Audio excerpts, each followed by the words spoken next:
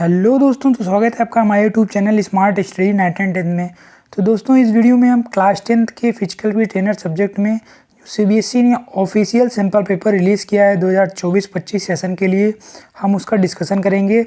तो सबसे पहले डिस्कशन करने से पहले हम ये देख लेते हैं कि हमारा जो मार्क्स डिस्ट्रीब्यूशन होता है वो चैप्टर वाइज वो किस प्रकार होता है। तो वो भी इम्पॉर्टेंट है क्योंकि वो आपको हेल्प करेगा आपके प्रिपरेशन के लिए। तो जो कि यहाँ पर दिया हुआ है, तो सबसे पहले देखिए, ये जो हमारा पेपर होता है वो 3 पार्ट में एक हिसाब से कहिए होता है। देखिए 50 नंबर जो कि आपके स्कूल से मिलते हैं, जो कि एक्टिविटीज़ और अदर क्राइटेरिया होता है उसका, उससे मिलते हैं। बाकी 50 मार्क्स आपके हाथ में होता है, जो कि आपको एग्ज़ाम में जाकर लिखना रहता है, जिसमें से 2 पार्ट होता है। एक एम्प्लॉयबिलिटी स्किल वाला पार्ट जिसमें से 10 मार्क का आता है, और 40 मार्क का आपका सब्जेक्ट स्पेसिफिक स्किल होता है, जो कि आपके जो सब्जेक्ट हैं उससे आते हैं, ठीक है, जो कि आपको लिखना रहता है, जिससे आपको मार्क्स गेन करना रहता है, ठीक है। तो यहाँ पर सबसे पहले देखिए, इसमें जो एम्प्लॉयबिलिटी स्किल है जिससे 10 मार्क का आता है, इसमें टोटल चैप्टर जो है वो 5 हैं। Communication skill, self management skill, ICT skill, entrepreneurship skill, green skill. ये सारे चैप्टर्स हमने आपको ऑलरेडी पढ़ा चुके हैं, तो आप वहाँ से उसकी वीडियोस भी देख सकते हैं, ठीक है।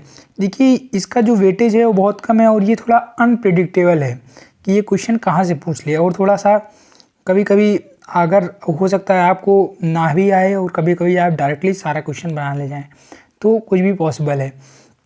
तो यहाँ पर सब में से एक एक क्वेश्चन, और एक में से 2 क्वेश्चन 1 मार्क का पूछता है, और सब में से 2 मार्क का एक एक क्वेश्चन पूछता है, जिसमें से जो है 5 में से 3 करने रहते हैं 2 मार्क वाले, और 1 मार्क वाले 6 में से 4, तो टोटल 11 में से हमें 7 क्वेश्चन करने रहते हैं, जो कि टोटल 10 मार्क कंसिस्ट करते हैं, ठीक है। अब आते हैं पार्ट बी पर, जो कि हमारा सब्जेक्ट स्पेसिफिक स्किल है, जो कि 40 मार्क्स का है। तो जिसमें से 4 यूनिट हैं, हमें पता है। हमारा पहला चैप्टर है rules and responsibilities of physical activity facilitator, दूसरा assessment and evolution of student, तीसरा फ्री प्ले, चौथा मॉनिटरिंग एंड इन्वेंटरी मैनेजमेंट, ठीक है। तो अब देखिए, सबसे पहले हम इसको ऑलरेडी चारों चैप्टर पढ़ चुके हैं, लेकिन हम जो है नए सेशन के लिए फिर से एक बढ़िया सा नया पूरा वीडियो जो है वो डाल रहे हैं, ताकि आपके लिए हेल्प हो जाए, और वो नए तरीके से, बढ़िया तरीके से हमने आपको उसको समझाया हुआ है, तो आप उसको ज़रूर चेकआउट करिएगा, ठीक है।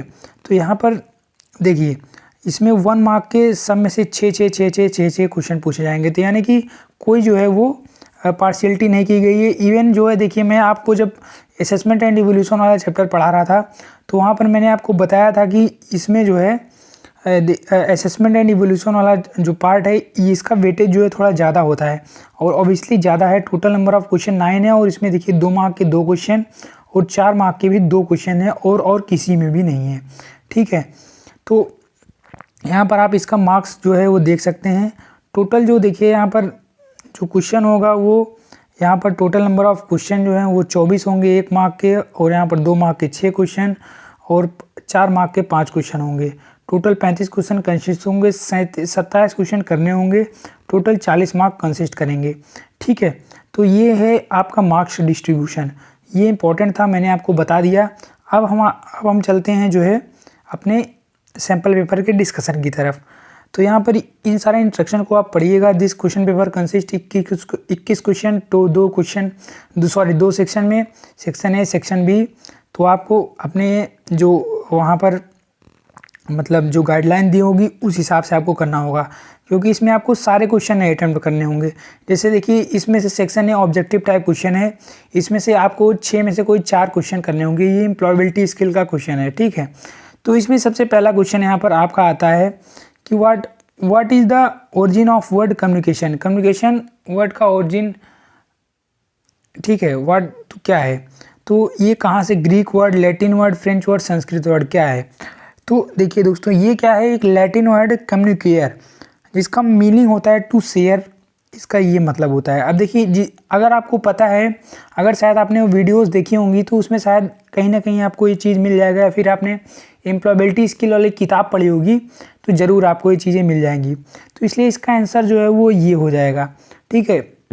सीधा मेमोरी बेस्ड क्वेश्चन था, इसमें कोई ज़्यादा दिमाग लगाने वाला चीज़ था नहीं। फ्रॉम लैटिन वर्ड, अगर आपको आता है तो आप कर लेंगे, नहीं आता तो आप नहीं कर पाएंगे, ठीक है। फ्रॉम द लैटिन वर्ड कम्युनिकेयर, जिसका मतलब होता है टू शेयर, ठीक है। चलिए नेक्स्ट क्वेश्चन में पढ़ते हैं। इसके बाद का क्वेश्चन है, what is the stressors in the concept of stress management. Stressors का क्या मतलब है, स्ट्रेस मैनेजमेंट के कंसेप्ट में, ठीक है। तो इसका क्या मतलब है, situation that leads to emotional, mental, physical और सोशल रिएक्शन, ठीक है। स्ट्रेस मैनेजमेंट में से जो इसका ऑप्शन होगा वो सी वाला होगा। देखिए, situation that cause relaxation and calmness, ये नहीं होगा, इसका कंटेस्ट इस कंटेक्स्ट में नहीं है स्ट्रेसर। जो सी वाला ऑप्शन है वो बेस्ट जो है पॉसिबल है, वही यहाँ पर ये होगा, ठीक है। इसमें आपको, अगर आप पढ़े होंगे, थोड़ा आप अपना दिमाग लगाएंगे तो आप इस आंसर तक पहुँच सकते हैं। बाकी ये इम्प्लॉयबिलिटी स्किल का जो ये 10 मार्क कंसिस्ट करता है, ये थोड़ा अनप्रेडिक्टेबल होता है, कहाँ से पूछ ले कुछ पता नहीं चलता, ठीक है। लेकिन जो 40 मार्क होता है वो एकदम प्रेडिक्टेबल होता है, वो तो फिक्स होता है कहाँ से पूछा जाए। वो समझ लिए आधा पेपर तो आपको मैं क्लास में बता चुका हूँ, अभी मैं आपको बताऊँगा भी कि मैं ये सारी चीज़ें आपको ऑलरेडी क्लास में बता चुका हूँ, ठीक है। अब तीसरा क्वेश्चन जो है, इसमें आपको सीधा मैं जो थोड़ा समझाने लायक होगा वो बताऊंगा, बाकी डायरेक्ट आंसर बता दूंगा कि हाँ इसका ये होगा। आप अपने हिसाब से इसको देख लीजिएगा, क्योंकि इससे मिलते जुलते सवाल आपको बोर्ड के पेपर में मिल जाएंगे या फिर मिल सकते हैं, और मिलते भी हैं, ठीक है। What is emotional intelligence? Emotional intelligence का क्या मतलब होता है? इमोशनल इंटेलिजेंस का मतलब होता है कि the ability to identify and manage one's own emotion, ठीक है, as well as emotion of others. तो एक अगर कोई इमोशनल इंटेलिजेंस है तो वो उसके पास एक क्षमता होगी जो है आइडेंटिफाई करने की और मैनेज करने की किसी अपने इमोशंस की और दूसरे को इमोशंस की। तो इसलिए इसका जो बेस्ट पॉसिबल जो आंसर होगा वो बी होगा। बाकी अगर आप चेक करेंगे तो वो उतना फिट नहीं बैठता। To ability to ignore one's emotion, no यार, ये नहीं हो सकता। The ability to suppress emotion entirely, नहीं। The ability to react impulsive to emotion trigger, नहीं। तो देखिए यहाँ पर ये ICT से क्वेश्चन है, what do navigation key such as home and end do on a keyboard. तो इसमें क्या होगा, इसमें होगा move to cursor to the right या फिर left end of the line of text, ठीक है। तो इसका जो ऑप्शन हो जाएगा वो ए वाला हो जाएगा। ये सीधा सीधा जो है आपके जानकारी बेस्ड क्वेश्चन है, आपके नॉलेज बेस्ड क्वेश्चन। अगर आपको आता है तो आप कर पाएंगे, नहीं आता तो आप नहीं कर पाएंगे, ठीक है। पांचवा वाला क्वेश्चन है, what does demand means in the consist of entrepreneurship. ये देखिए, ये थोड़ा लॉजिकल है। जो इंटरप्रेन्योरशिप वगैरह से मैंने आपको बहुत डिटेल में पढ़ाया था, इंटरप्रेन्योरशिप वाला, ठीक है। तो इसमें जैसे what does demand means, demand का क्या मतलब है, अ प्रोडक्ट और सर्विस दैट इंटरप्रेन्योरशिप वांट्स, या फिर अ प्रोडक्ट और service that people wants, a product और service that is no longer needed, a product और service that is difficult to sell. ये आप जब पढ़ेंगे तो आपको सीधा सीधा इसमें दिख रहा है कि डिमांड का क्या मतलब है एंटरप्रेन्योरशिप में, कि जो पीपल चाहता है, जो प्रोडक्ट या सर्विस चाहता है उसका डिमांड। मतलब अब जैसे किसी चीज़ हम जब कहीं बाजार जाते हैं तो हमें किसी चीज़ की डिमांड होती है, इसका मतलब हम उसको चाहते हैं, हमें उसकी ज़रूरत है। तो इंटरप्रेन्योरशिप के अगर हिसाब से अगर सोचे तो हमें उसकी गुड या फिर उसके प्रोडक्ट या सर्विस की डिमांड है हम पीपल को, ठीक है। तो इसका बी ऑप्शन हो जाएगा। तो ये थोड़ा आप सोच के, इसमें ज़्यादा कोई नॉलेज उसकी ज़रूरत नहीं थी, डेटाबेस नहीं था, ये आप अपने हिसाब से भी कर सकते थे, ठीक है। अब छठा वाले पे आ जाते हैं, what is the primary goal of sustainable agriculture as mention in the passage. तो प्राइमरी गोल क्या है सस्टेनेबल एग्रीकल्चर का, जैसा कि पैसेज में मेंशन किया गया है। तो maximising production at any cost, या फिर using chemical fertiliser extensive to boost crop yield, producing agriculture crop और livestock without damage to human और natural system, utilising large quantity of water for irrigation. नहीं, देखिए D वाला नहीं होगा, क्योंकि सस्टेनेबल एग्रीकल्चर का ये प्राइमरी गोल बिल्कुल नहीं हो सकता। केमिकल फर्टिलाइजर का भी यूज़ नहीं, और किसी भी कॉस्ट पर मैक्सिमम प्रोडक्शन करना, ये भी नहीं। सी वाला ऑप्शन परफेक्ट बैठता है। इसमें भी किसी भी चीज़ की आपकी ज़रूरत नहीं थी, आप ये नॉर्मली जो है कर सकते थे। नॉर्मली अगर आप नॉर्मल अपना दिमाग लगाएं तब भी ये आपको आ जाना चाहिए था, ठीक है। तो इसमें क्या होगा, सी वाला ऑप्शन होगा, ठीक है। चलिए बढ़ते हैं क्वेश्चन नंबर 2 पे, जो कि अब अपने एरिया का क्वेश्चन है, जो हमने पढ़ा है वहाँ से आया होगा, ठीक है। तो यहाँ पर जो है सबसे पहला क्वेश्चन है, what is the primary responsibility of physical activity facilitator. तो आप बताइए क्या होगा, conducting academic class physical activity facilitator का प्राइमरी रिस्पॉन्सिबिलिटी होता है, या फिर ऑर्गेनाइजिंग कल्चरल इवेंट, या फिर educating student in health fitness and sport, या फिर मैनेजिंग एडमिनिस्ट्रेटिव टास्क। तो सिंपल सा ये सीधा सीधा दिख रहा है सी वाला ऑप्शन, इसमें आपको भी डाउट नहीं होना चाहिए। ठीक है, चलिए दूसरे पे आते हैं। विच programme focus on developing skill through physical activities with in a group और कम्युनिटी। तो इसमें से कौन सा प्रोग्राम जो है वो डेवलप करता है physical activities with in a group और कम्युनिटी। तो इसमें कौन सा प्रोग्राम होगा, वो होगा इंट्राम्यूरल प्रोग्राम। ये आप पहले वाले चैप्टर में पढ़े होंगे। ठीक है, तो इसका ऑप्शन हो जाएगा बी वाला। तीसरा वाला, what is the aim of adventurous activity mention in a passage. Adventurous activity का एम क्या होगा, तो enhance intellectual skill, provide relaxation, no, offering thrill and action, promoting cultural and no. तो देखिए यहाँ पर सिंपल सा दिख रहा है कि एडवेंचर मतलब कि जिसमें थोड़ा थ्रिल हो, एक्शन हो, आपको भी समझ में आ जाएगा, सिंपल सा फंडा है। ठीक है, तो इसमें सी वाला हो जाएगा। चौथे वाले में, what is the purpose of corrective and rehabilitative exercise in physical education program. इसका क्या पर्पज़ होता है बताइए। तो यहाँ पर देखिए, enhancing physical fitness, fostering team spirit, addressing defect और injuries for correction, promoting recreational activities. तो करेक्टिव और रिहेबिलिटेटिव जो एक्सरसाइज होती है उसका पर्पज़ होता है कि जो डिफेक्ट या फिर इंजरी है उसको करेक्शन को एड्रेस करना। ठीक है, तो इसलिए इसमें सी वाला ऑप्शन हो जाएगा। ठीक है, पाँचवा वाला, according to national curriculum framework 2005 what activity can be conducted during school assembly.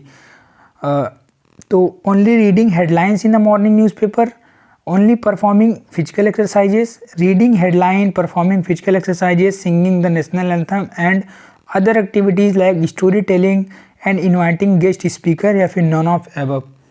तो इसमें क्या हो जाएगा, तो अगर आप यहाँ पर देखिए तो स्कूल असेंबली में हम यहाँ पर जनरली जब प्राइवेट स्कूल में अगर आप देखते हैं तो वहाँ हेडलाइन भी पढ़ते हैं, फिजिकल एक्सरसाइजेज भी थोड़ा बहुत, वो मास पीटी वगैरह ये सब होती है। वो बहुत एक्सट्रीम लेवल पे नहीं होता, लेकिन मास पीटी वगैरह होती है।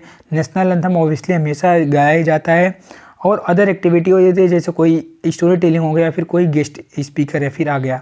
ठीक है, तो इसमें सिंपल सा है, सी वाला हो जाएगा बेस्ट, इसका पॉसिबल जो आंसर होगा। ठीक है, तो यहाँ पर हम सी वाला टिक कर देते हैं। ठीक है, अब आते हैं छठे वाले पे। छठे वाला, what is the one of the key recommendation for organising a proper assembly according to the passage. तो एक की रिकमेंडेशन क्या होगा, allowing student to enter the assembly area without any supervision, तो और या फिर categorising task into before, during या फिर after assembly, allocating places to class during assembly, या फिर conducting academic lecture during the assembly. तो यहाँ पर देखिए जो की रिकमेंडेशन होगा ऑर्गेनाइजिंग ब्रो, वो categorising task into before, during और आफ्टर असेंबली होगा। बाकी हमें लेक्चर, क्लास या फिर इंटरिंग असेंबली एरिया में इंटर करना विदाउट एनी सुपरविजन, ये नहीं हो सकता रिकमेंडेशन। ठीक है, तो बी यहाँ पर बेस्ट पॉसिबल, सीधा सीधा दिख रहा है, इसमें कोई दिमाग लगाने की ज़रूरत है नहीं। तो मैं आपको बता रहा था ना, जो अपना फिजिकल एक्टिविटी वाला पार्ट 40 नंबर का है, और उसमें भी जो है 5 नंबर जो है आप इजीली आराम से निकाल सकते हैं। थोड़ा 4-5 नंबर के लिए आपको थोड़ा मेहनत करनी पड़ेगी, थोड़ा एम्प्लॉयबिलिटी स्किल वगैरह के जो बुक हैं वो आपको पढ़नी पड़ेंगी, उसके लेक्चर देखने पड़ेंगे। ठीक है, बाकी बहुत आराम से इसमें 50 में से 45 के ऊपर नंबर लाया जा सकता है, बिल्कुल ईजिली, कोई दिक्कत नहीं होनी चाहिए। ठीक है, अब आते हैं अपने तीसरे क्वेश्चन की तरफ, जिसमें से आपको 6 में से 5 वहाँ पर करना होगा, लेकिन यहाँ पर अभी मैं पूरा करा देता हूँ आप सबके लिए। ठीक है, what is the primary purpose of assessment in consist of teaching and learning. तो प्राइमरी पर्पस क्या रहता है, तो सिंपल सा, providing grade to the student. Grade तो वो होगा, इवोल्यूशन होगा। Making judgement about what has been learn और इनहेंसिंग लर्निंग। उसमें देखिए लिखा था ना, एक्ट ऑफ मेकिंग जजमेंट, उसका मीनिंग मैं आपको चिल्ला कर वहाँ बताया था कि अभी यहाँ से शुरू होता है और यहाँ से क्वेश्चन बनना शुरू होता है, मतलब असेसमेंट वाले पार्ट के डिफिनीशन से। और वो जो एक लाइन 2 ब्रैकेट में करके लिखी हुई थी, मैं आपको बिल्कुल बताया था कि आप इसको रट लीजिए, ध्यान में रखिए, किसी न किसी तरीके से आपसे पूछ लेगा। Summarising the entire course content, evaluating the quality of instruction, ये सब नहीं होगा, बिल्कुल सीधा दिख रहा है बी वाला ऑप्शन, और ये सीधा किताब का क्वेश्चन है, सीधा लिखा हुआ है। What does the assessment means etymologically. ठीक है, इनथाइमोलॉजिकली असेसमेंट का क्या मतलब होता है, ये लीजिए। इतना सा एकदम मतलब ये भी एकदम बुक का क्वेश्चन है। मैं इसको भी बताया था कि आप इसको एकदम ध्यान रखिए, क्या क्या चीज़ें ध्यान में रखनी है, मैं वहाँ से आपको बताते चला था। To sit beside the learner, इसका मतलब होता है एकदम सिंपल सा, एकदम बुक का है, मैंने लेक्चर में आपको बताया है। अगर आप लेक्चर देखेंगे तो आपको एकदम क्लियरली पता चलेगा, वहाँ पर मैंने आपको चिल्ला कर बताया भाई इसको ही ध्यान में रखना है। क्या क्या चीज़ें जहाँ से ध्यान में रखने वाली है मैं आपको एकदम बिल्कुल बताता हुआ चलता हूँ। और एक्स्ट्रा मैंने आपके लिए आंसर जो लॉन्ग और शॉर्ट के लिए आपके लिए मैंने शॉर्ट नोट्स भी बनाए थे, और वहाँ पर कीवर्ड्स को भी हाईलाइट किया था कि आप इसको आंसर्स में यूज़ करेंगे तो आपका आंसर थोड़ा और इफेक्टिव दिखेगा। ठीक है, तीसरे वाले में आ जाते हैं। तीसरा वाला है what does formative evaluation primarily aim to achieve, provide closure to the assessment process. Formative evaluation की बात हो रही है। ठीक है, monitoring student learning process and providing ongoing feedback, या फिर evaluating the outcome of the program, identifying student strength and weakness. तो यहाँ पर देखिए, यहाँ पर सिंपल सा है, वहाँ पर देखिए ऑनगोइंग प्रोसेस लिखा था, अगर आपको याद होगा मैं आपको बता रहा था स्टूडेंट को मॉनिटर किया जा रहा था लर्निंग प्रोसेस में, और वहाँ पर स्टूडेंट टीचर कुछ फीडबैक दे रहे थे। मैं आपको 3-4 बार इस चीज़ को बताया था, फॉर्मेटिव इवोल्यूशन, अगर आपको याद हो उस वीडियो में, जो नया वाला वीडियो मैं अभी डाल रहा हूँ उसकी बात कर रहा हूँ मैं। ठीक है, तो यहाँ पर ये बी वाला ऑप्शन हो जाएगा। ठीक है, अब आते हैं चौथे वाले क्वेश्चन पर। Sorry, what does balance in skill related fitness refers to. Balance का क्या मतलब होता है? Balance the ability to maintain equilibrium in stationary position, stationary हो सकती है। The ability to perform right movement in sports, swift change in direction while moving, body composition in terms of body fat and lean tissue. बताइए इसमें क्या होगा? तो simple सा है, अब स्टेशनरी पोजीशन हो सकती है या फिर मूविंग पोजीशन हो सकती है, दोनों हो सकती है। मैंने आपको वहाँ बताया था, वहाँ लिखा भी था। लेकिन यहाँ पर जो है जब स्टेशनरी पोजीशन लिखा है तो स्टेशनरी पोजीशन भी सही था है, अगर मूविंग पोजीशन भी लिखा होता इक्विलिब्रियम तब भी वो सही होता। ठीक है, अब ये देखिए, इसका तो मैं क्या ही बताऊँ, मैं डिब्बे बनाकर आपको बताया था। Which of the formula is use to calculate body mass index, तो आप ही बताइए, वेट अपॉन हाइट का स्क्वायर। ठीक है, डी वाला ऑप्शन हो जाएगा। अब उसके बाद देखिए, what does primary focus of skill related fitness. Skill related fitness मैंने आपको बताया था वो न्यूरोमस्कुलर सिस्टम से कुछ रिलेटेड था। ठीक है, जनरल वेलबींग और ओवरऑल फिटनेस नहीं, कार्डियोवास्कुलर नहीं, न्यूरोमस्कुलर सिस्टम और स्पेसिफिक स्किल परफॉर्मेंस, बिल्कुल यही सी वाला ऑप्शन हो जाएगा। उसके आगे देखने की जरूरत नहीं। फ्लेक्सिबिलिटी एंड बॉडी कंपोजिशन उसमें लिखा है यार, बुक अगर बुक लेक्चर में आपको एकदम एक एक वर्ड जो है वो एकदम अंडरलाइन करके जो है बार बार बोल के जो है बताएं, एकदम ये सारी चीज़ें वही सेम डिक्टो आ चुकी हैं। मैं तो कहता हूँ एक भी गलत नहीं होना चाहिए। ठीक है, how is game defined, game कैसे डिफाइन किया जाता है? तो a structured physical activity without rules, a recreational activity without competition, a recreational activity with defined goal of set of rule, a recreational activity with defined goal and set of rule, a competitive activity with entertainment। तो game क्या होता है? Sports, game और play. ठीक है, तो structured physical activity without rule, ये game में क्या था, एक रिक्रिएशनल एक्टिविटी थी, कुछ डिफाइंड गोल थे और कुछ सेट ऑफ रूल्स थे। ये उसमें अगर आप डेफिनेशन पढ़ेंगे तो यही था। और यहाँ पर बेस्ट जो है वो हमें सी वाला ऑप्शन लग रहा है, विदाउट एंटरटेनमेंट वगैरह ये सब नहीं था, सी वाला ऑप्शन डायरेक्ट होगा। ठीक है, सी वाला ऑप्शन लग रहा है, लग क्या यही होगा ही। सीधा उस किताब में मैंने बताया भी था, सीधा डेफिनेशन लिखी हुई है। What is the primary purpose of free play. Free play का प्राइमरी पर्पस क्या होता है? इंटरटेनमेंट एंड एंजॉयमेंट होता है, इसमें कोई शक होनी ही नहीं चाहिए, सीधा लिखा हुआ है। ठीक है, अब तीसरा वाला, what is the potential disadvantage of excess use of free play. Potential disadvantage क्या है अगर excess use of free play? Enhance creativity, conflict among participants.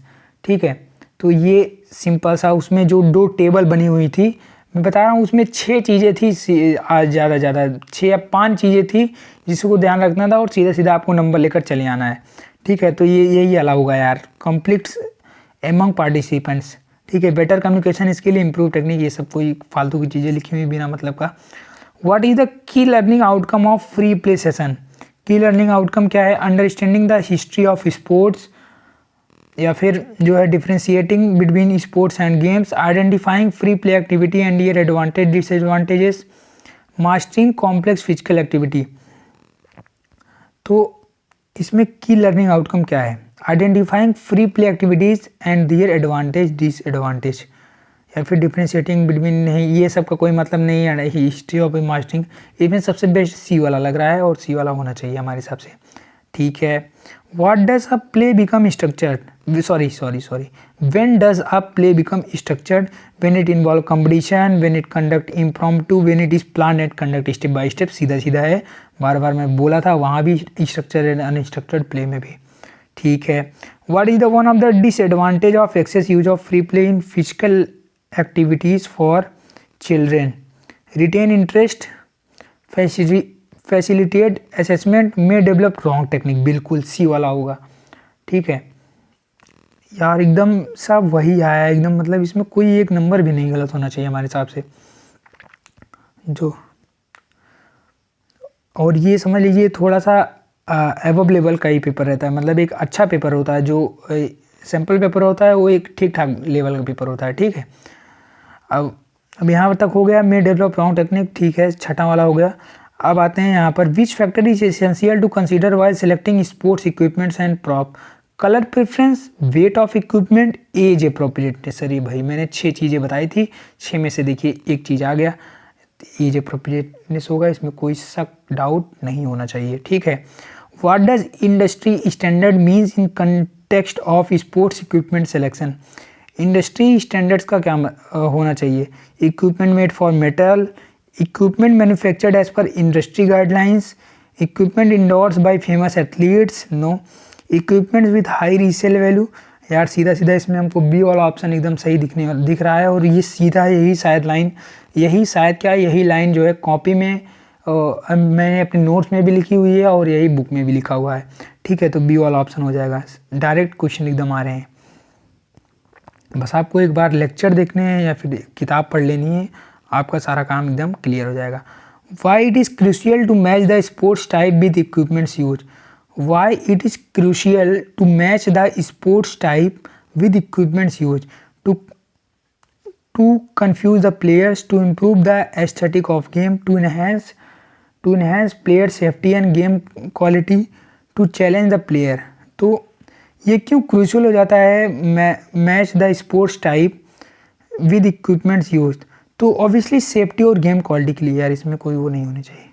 मतलब स्पोर्ट्स टाइप के लिए क्यों इक्विपमेंट जो यूज होते हैं वो क्रूशियल हो जाते हैं? क्योंकि देखिए अब जैसे क्रिकेट के लिए हम जो है पैड ग्लव्स हेलमेट ये सब यूज़ करते हैं, तो उनके सेफ्टी के लिए ना और गेम क्वालिटी भी इम्प्रूव होगी। अब जैसे उसमें जो है रबड़, उसकी किसी पत्थर की बॉल से तो हम खेलेंगे नहीं, तो लेदर की बॉल्स खेलेंगे, तो अगर इक्विपमेंट सही होगा तो ये उससे क्या होगा, गेम की क्वालिटी बढ़िया इंक्रीज होगी। तो वही ये कहना चाहता है। ठीक है, सी वाला ऑप्शन होगा इसमें। How does the budget affect the selection of sports equipment and props? Budget कैसे अफेक्ट करता है? तो इसमें देखिए बजट जो है वो, budget do not impact the selection of sports equipment. मैंने आपको छठे जो बजट छठा पॉइंट था, मैंने उसमें बहुत बेहतरीन तरीके से आपको समझाया है बजट उस चैप्टर को। High budget always lead to better equipment quality. Budget determine the quantity and quality of equipment that can be purchased. यार सीधा सीधा यही होगा। Low budget ensure better equipment durability, नहीं सी वाला होगा। What is the purpose of stop watch? अरे भाई स्टॉप वॉच को मैंने बताया था कि ये टाइम को ट्रैक करने के लिए होता है। ये वाला नहीं, ये बी वाला ऑप्शन होगा। ठीक है, अब इसके बाद मैं आपको बता रहा था ना कि उसमें जो बहुत सारे जो प्रॉप्स लिखे हुए हैं, यानी कि स्पोर्ट्स इक्विपमेंट लिखे हुए हैं, उनके काम और उसको आपको एक बार पढ़ लेना है, ध्यान रखना है। जैसे देखिए यहाँ स्टॉप वॉच का काम आ गया, आपके साथ बोर्ड एग्जाम में किसी और का उदाहरण आ जाए तो कुछ भी पॉसिबल है। ठीक है, तो इसलिए आपको उसको ध्यान रखना है। मैं आपको उस टाइम में बता रहा था कि किस प्रकार से आपके पास क्वेश्चन आ सकते हैं। Why it is customization necessary for sports equipment used by small group of learner? तो कस्टमाइजेशन नेसेसरी क्यों है for sports equipment small group of learner? To match equipment with team uniform, to to confuse opponent, to ensure fair play, to adopt learner need to group time, to adopt to the learner needs and group size. ठीक है, तो जैसे customization क्यों ज़रूरी है, जैसे ज़्यादा बड़ा ग्रुप होगा तो उतना एडिक्वेट अमाउंट ऑफ प्रॉप्स नहीं होंगे तो वो प्रॉब्लम होगी खेलने में, सबको सफिशिएंट प्रोवाइड नहीं हो पाएगा। तो इसलिए जो लर्नर्स होंगे उनकी नीड्स को अडॉप्ट करने के लिए और ग्रुप साइज को मेंटेन करने के लिए जो है कस्टमाइजेशन नेसेसरी है। ठीक है, स्मॉल ग्रुप में। तो इसमें क्या हो जाएगा, अपना डी वाला ऑप्शन हो जाएगा। अब यहाँ पर सब्जेक्टिव टाइप क्वेश्चन है, इसमें एम्प्लॉयबिलिटी स्किल का क्वेश्चन है। ये देखिए, इसको आप जो है what is the difference between direct and indirect object in the sentence, ये इंग्लिश का क्वेश्चन है, आप इसको कर लीजिएगा। ठीक है, what is the importance of self awareness in analysing strength and weakness, ये सब जनरल क्वेश्चन हैं जिसको आप लिख सकते हैं 20 से 30 वर्ड में और डायरेक्ट आपको आंसर मिल जाएगा। ठीक है, सॉरी, डायरेक्ट आपको मार्क्स मिलेगा 2 number. Right, what are the 2 ways in which personal information can be lost और लीक्ड फ्रॉम अ कंप्यूटर। तो 2 वेज क्या हो सकते हैं जिससे पर्सनल इन्फॉर्मेशन जो है कंप्यूटर से लीक हो जाए। तो यहाँ पर आप अनऑथराइज एक्सेस दे देंगे कंप्यूटर को, या फिर careless giving out personal information over unsecure sites on the internet. तो अगर आप अपनी पर्सनल इन्फॉर्मेशन जो है इंटरनेट पर अपलोड कर देंगे केयरलेसली, तो उससे भी जो है आपकी जो है पर्सनल इन्फॉर्मेशन लॉस्ट होने के, लीक होने के खतरे रहते हैं। तो ये सारे आईसीटी का क्वेश्चन है। What are the qualities of entrepreneur mention in the passage. तो ये जो है एंटरप्रेन्योरशिप का क्वेश्चन है, ये मैंने बहुत बेहतरीन तरीके से वीडियो में बताया है। आपने अगर एंटरप्रेन्योरशिप वाला वीडियो देखा होगा तो उससे आप ये बहुत आसानी से कर पाएंगे। तो वो रिस्पॉन्सिबिलिटी लेता है अपने डिसीजन को, वो केयरफुली सोचता है, डिसीजन लेता है। ठीक है, और उसके पास नॉट गिव अप वाली क्वालिटी होती है। तो ये सारी क्वालिटीज़ होती हैं। Explain the importance of education in the context of sustainable development.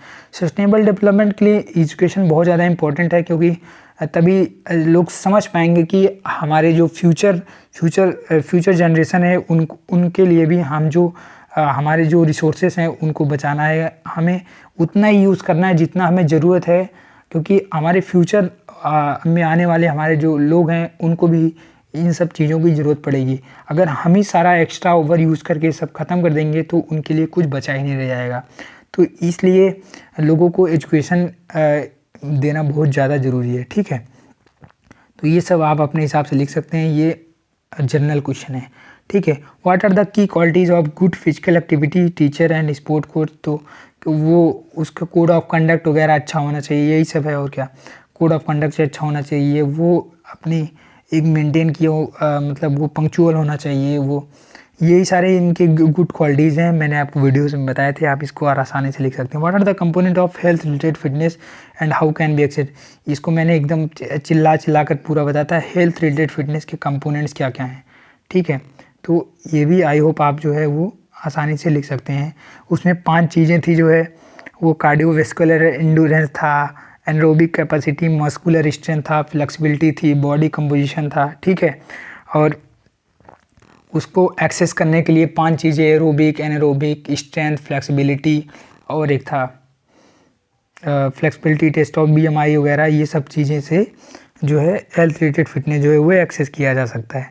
ठीक है, वो कंपोनेंट जो वो उसमें उसके साथ लिखे थे उस सेंटेंस में कंपोनेंट हो गए, और जो उसको एक्सेस करने के लिए जो 5 aerobic capacity, anaerobic capacity, strength, flexibility, ये था, उसको एक्सेस करने के तरीके हो गए। ठीक है, इसको मैंने आपको उसी टाइम बताया था कि बहुत ज़्यादा इंपॉर्टेंट असेसमेंट एंड इवोल्यूशन वाला चैप्टर है, आप इसको ज़रूर पढ़िए।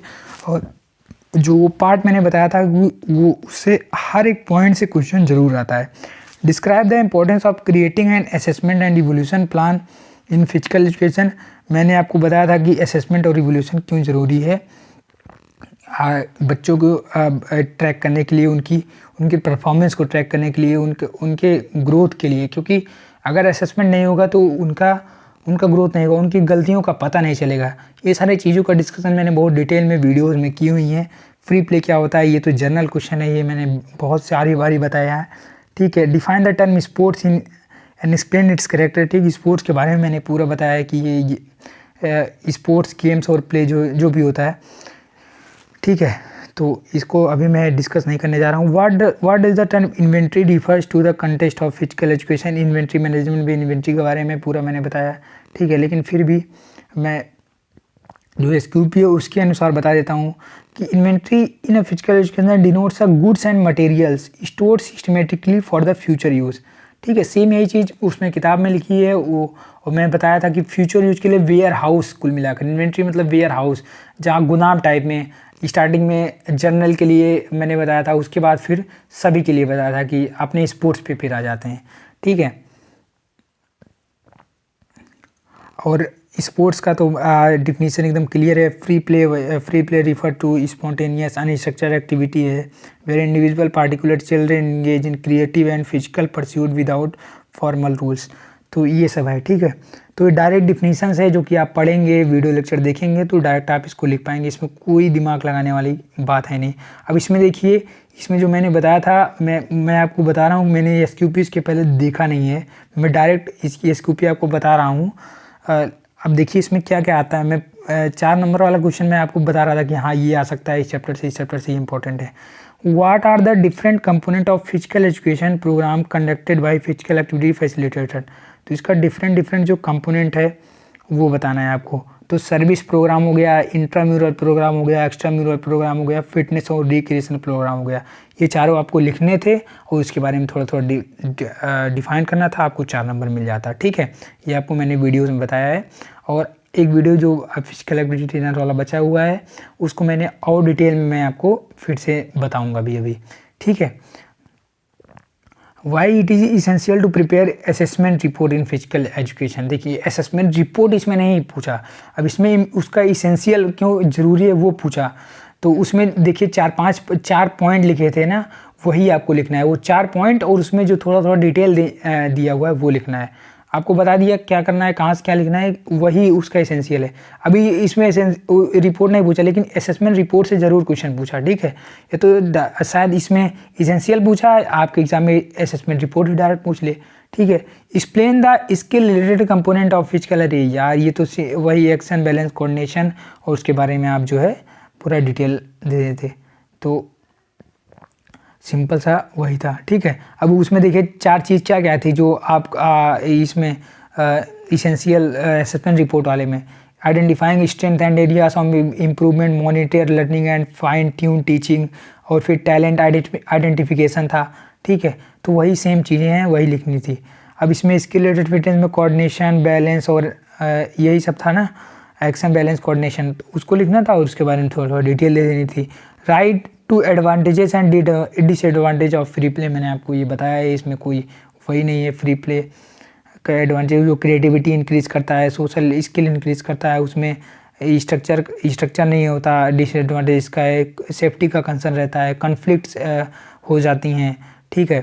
उसमें डेवलप रॉन्ग टेक्निक डेवलप हो जाती हैं। तो ये सब मैंने आपको बताया है बहुत सारी बार, वही सेम चीज़, वही क्वेश्चन हमेशा रिपीट होता है। Why it is important to conduct periodic audit of inventory. देखिए इसमें ऑडिट से भी क्वेश्चन आया, लेकिन ऑडिट सीट नहीं आपसे बनवाया, लेकिन आपके एग्ज़ाम में आपसे ऑडिट सीट बनवा ज़रूर सकता है, ठीक है।